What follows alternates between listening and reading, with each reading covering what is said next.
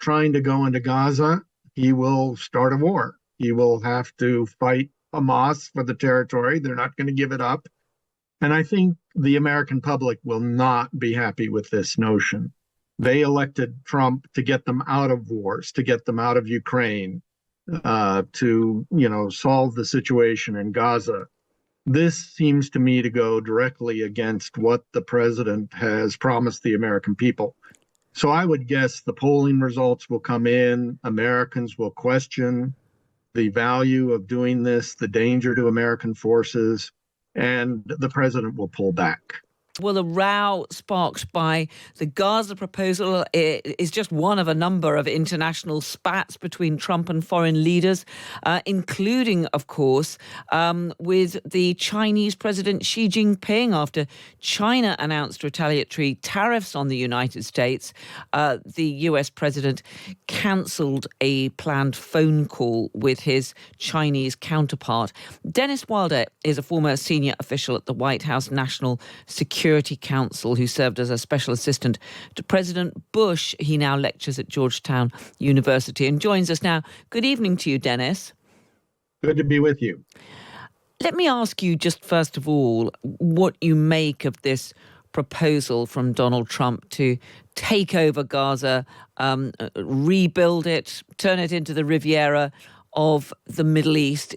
Do you think there is any possibility that that could actually be implemented?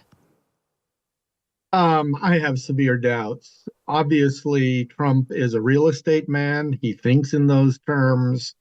He isn't a sophisticated politician on the Middle East. He has said to the American public that he doesn't want to start any wars. Well, I think that trying to go into Gaza, he will start a war. He will have to fight Hamas for the territory. They're not going to give it up. And I think the American public will not be happy with this notion. They elected Trump to get them out of wars, to get them out of Ukraine, to solve the situation in Gaza. This seems to me to go directly against what the president has promised the American people. So I would guess the polling results will come in. Americans will question the value of doing this, the danger to American forces, and the president will pull back. I think he wants to start a debate in the Middle East, but I don't think this is realistic. And this is not the only territory around the world he's been laying claim to. He talked about taking control of the Panama Canal. He talked about getting control of Greenland. Do you think that he does have genuine desire to, or a plan in place even, to try to carry out those threats? I think that Greenland and Panama are very different. I think on Greenland, he's trying to make a point that we need to bring Greenland closer to us. We need to reduce Russian and Chinese influence in Greenland. I don't think he really seriously believes we would ever control that territory.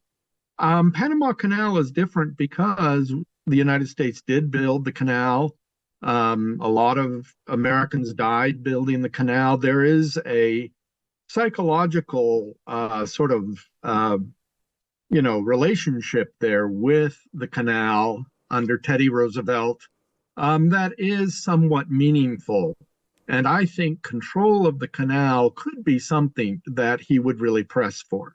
So that if we had an emergency, such as in the Taiwan Strait, we would be able to move American ships from the American East Coast quickly to the Pacific Ocean. That's the key. That's the reason for wanting the canal, because it would be very handy to have complete control of it in a crisis with China. So many different global spats in the short time since Donald Trump returned to the White House. Let me just get your thoughts on what's happening with China, because we had the announcement of tariffs against China. China then swiftly responded with its own retaliatory tariffs. Donald Trump was due to speak to Xi Jinping. That appears to be on hold for the time being. Do you think those tariffs are going to go ahead, or is he, as he did with Canada and Mexico, going to try and strike a deal? I think this is very much performative trade diplomacy. The Chinese are relieved that he only announced a 10% tariff when he had been talking during the campaign of 60% and higher tariffs. They responded with very measured tariffs of their own. And in fact, theirs will not go into place until next Monday. I think what's happening behind the scenes is intense negotiations. I think that Xi Jinping is the one who canceled the phone call because he wants to know Trump's bottom line before he gets on a phone call. Xi Jinping is not a guy to negotiate in person. That's not the way he operates. He wants his minions to negotiate, and then he wants to seal the deal. But I would not be surprised if there's a phone call on Sunday or Monday, and suddenly we have some sort of pause, much as we have with Mexico and Canada. It's fascinating geopolitics going on. Dennis Wilder, former senior official at the White House National Security Council. Really good to speak to you tonight. Thank you very much.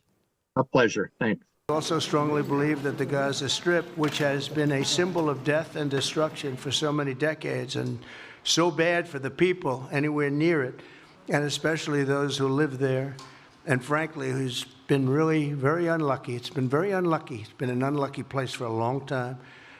Being in its presence just has not been good, and it should not go through a process of rebuilding and occupation by the same people that have really stood there and fought for it and lived there and died there and lived a miserable existence there. Instead, we should go to other countries of interest with humanitarian hearts, and there are many of them that want to do this, and build various domains that will ultimately be occupied by the 1.8 million Palestinians living in Gaza, ending the death and destruction and, frankly, bad luck. Occupation by the same people that have really stood there and fought for it and lived there. The U.S. will take over the Gaza Strip, and we will do a job with it, too.